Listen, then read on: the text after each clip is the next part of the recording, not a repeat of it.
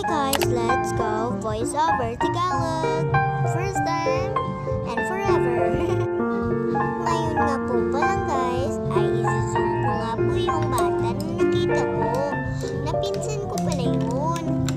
At umakyat ako sa stroller. Kita nyo naman dyan. Diba?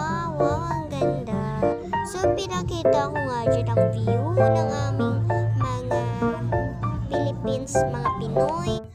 At sinusum ko nga ito kung may mga bata ba. At pumunta nga ako sa bilog, may nakita